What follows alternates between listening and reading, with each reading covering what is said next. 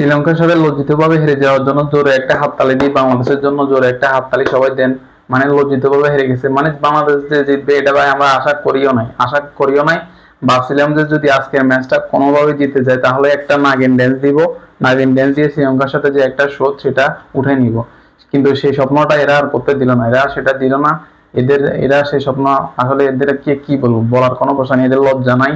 একটা ম্যাচ জিতলে আর কয়টা ম্যাচ জিতার এদের খবর থাকে না। মানে দেখেন, প্রথম ম্যাচ বাজে ব্যাটিং করছে, এরপরে সেকেন্ড ম্যাচে একটা কামব্যাক করছে, সিরিজটা একটা জেতার স্বপ্ন দেখাইছে সবাইকে। ভাবছিলাম যে সিরিজটা জিতে যাবে, মানে সেকেন্ড ম্যাচ জিতার পরে কোনোরকম ভালো ব্যাটিং করার পরে ম্যাচটা জিতে গেছিল। কিন্তু আজকে আবার শ্রীলঙ্কা ব্যাটিং এ টসে জিতে ব্যাটিং নিছে, এরপরে শেষ। তার উপর রানের বন্যা বসাই দিছে। তো ব্যাটিং এ নেমে তো কুশল মেন্ডিস এবং আসালাঙ্গা দুজনকে আর থামাতে পারে না। কুশল মেন্ডিস তো সেঞ্চুরি করে নিছে, আর বাংলাদেশের প্লেয়াররা তো সেঞ্চুরি কোন জীবনে করছে সেটাই জানে না, তারা ভুলে গেছে।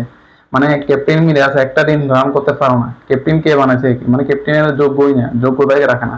একটা ম্যাচ 6টা মেরে এরপর আউট হয়ে গেছে, মানে বাবা যায়। আর এই শান্তর কথা কি বলবো, গোল্ডেন ডাক মেরে চলে গেল।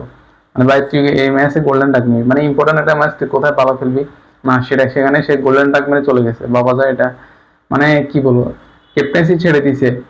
ছেড়ে দেওয়ার ছাড়ার কারণ কি? ক্যাপ্টেন্সি জানে সবকিছুর একটা চাপ পড়ে, তো ক্যাপ্টেন্সি ছেড়ে দিছে। এখন ব্যাটিং মনোযোগ দিয়ে ভালো ব্যাটিং করবে, এটা সবাই ভাবছিল, কিন্তু না, তাও হলো না। তাও বাজে ব্যাটিং আবারও। মানে একটা ব্যাটসম্যান যদি নাম করতো অন্তত হকি ম্যাচটা জিতে যেত। মানে দেখেন আপনি, মানে মিডল আউট হয়ে যাওয়ার পর ম্যাচটা যদি উইকেট থাকতো তাহলে ম্যাচটা জিততে পারতো।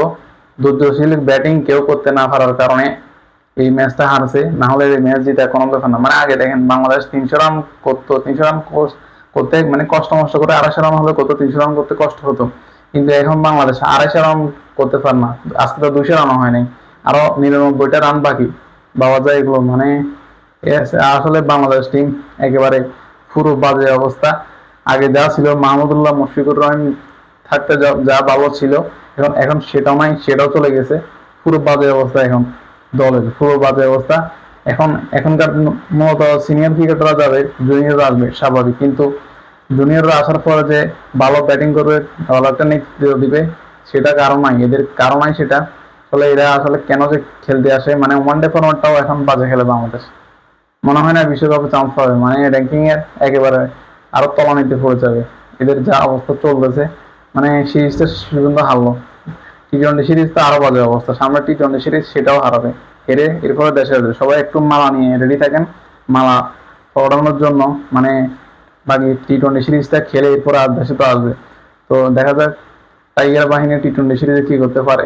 এই সিরিজ তো হেরে গেছে, মানে এরা ব্যাটিং এ নামলে তখন সেটা বোলিং ফিচ, তখন সেটা ব্যাটিং ফিচ আর থাকে না। মানে শ্রীলঙ্কা ব্যাটিং করার সময় সেটা ব্যাটিং ফিচ ছিল, এখন আর তারা ব্যাটিং এ নামার পরে সেটা ব্যাটিং ফিচ নেই, বোলিং ফিচ হয়ে গেছে।